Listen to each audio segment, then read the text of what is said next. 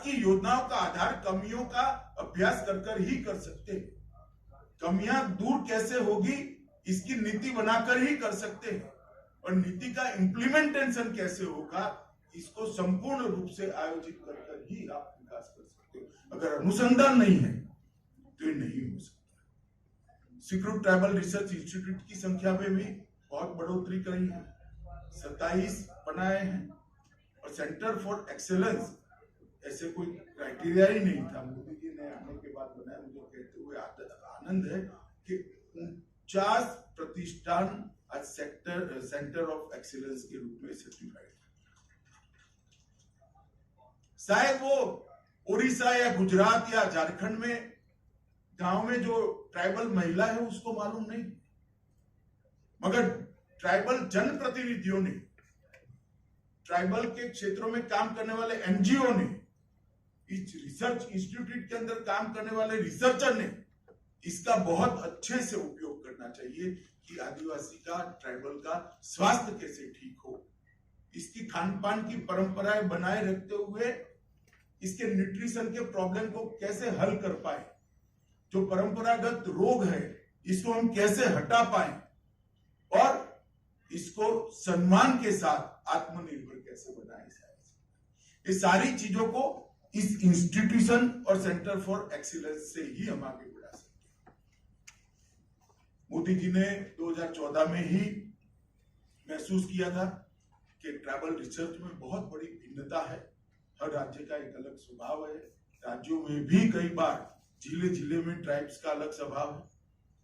राष्ट्रीय स्तर पर जनजातीय नीतियां सभी देश की जनजातियों का प्रतिनिधित्व नहीं करती।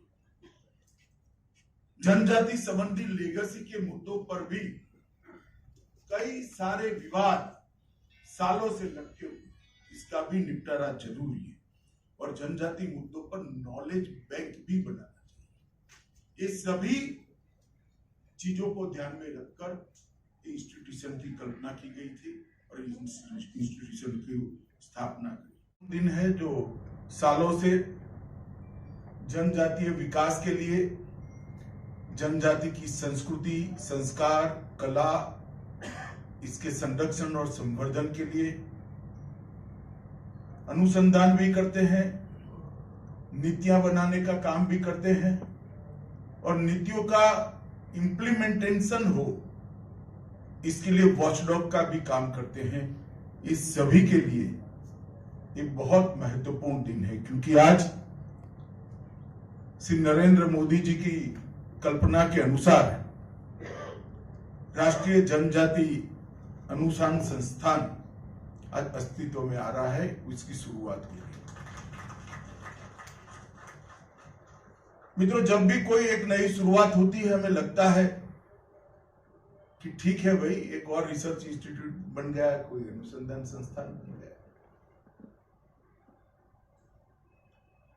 मगर आज कई ऐसे संस्थान देश में है जो 50-60 साल के बाद मुड़कर देखते हैं तो अगर हमें मालूम पड़ता है कि वो न होते तो क्या होता। देश में जब भी विकास आयोजन से हो, इसलिए प्लानिंग कमीशन की स्थापना हुई होगी,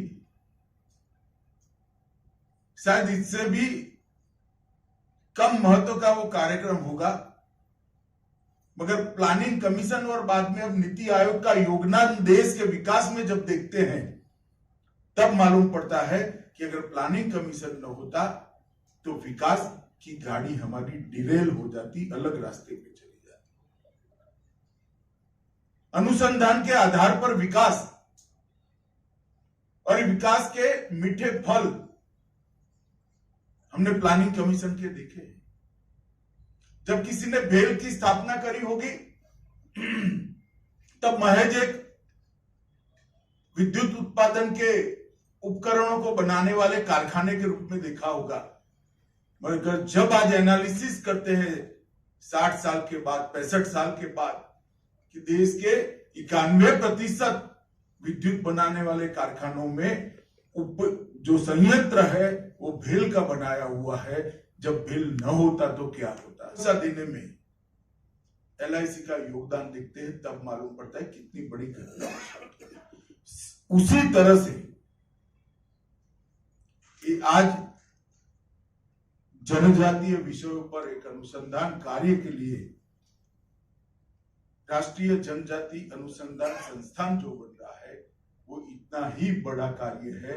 50 साल के बाद इसके योगदान को अगर कोई देखेगा तो उसको मालूम पड़ेगा कि मोदी जी की कल्पना क्या है। अनेक प्रकार के 2 दर्जन से भी ज्यादा जनजाति अनुसंधान संस्थान अलग अलग नाम से अलग अलग संस्थाओं के तत्वाधान में काम कर रहे हैं, मगर उसको राष्ट्रीय रूप से जोड़ने वाली कड़ी नदारत थी, राष्ट्रीय रूप से जोड़ने वाली कड़ी नहीं थी। और हमारे जनजातीय समाज में इतनी सारी विविधता है, सांस्कृतिक विविधता है, खान पान की विविधता है, वेशभूषा की विविधता है, कौशल की भी विविधता है। ये विविधताओं को अगर एक कड़ी नहीं जोड़ती है तो समग्र देश के जनजातीय समाज के विकास का स्वप्न अधूरा ही रहता है। मुझे लगता है मोदी जी ने जो कल्पना करी है और राष्ट्रीय जनजाति अनुसंधान संस्थान आज बन रहा है वो एक कड़ी बनने वाला है और हमारी कल्पना का जनजातीय विकास को साकार करने में बहुत बड़ी भूमिका निभाने वाला है। इसलिए मैं आज जनजाति मंत्रालय और नीति आयोग दोनों को बहुत मन से साधुवाद देना चाहता हूं कि आपने जो कार्य करा है इसके दूरगामी परिणाम आने वाले हैं। आजादी के अमृत महोत्सव में एक कार्य हो रहा है। अभी अभी ही मोदी जी ने पहली बार आजादी के बाद जनजातीय गौरव दिवस इसकी घोषणा भी की और पहले जनजातीय गौरव दिवस को मनाने का काम भी हमने अभी अभी किया।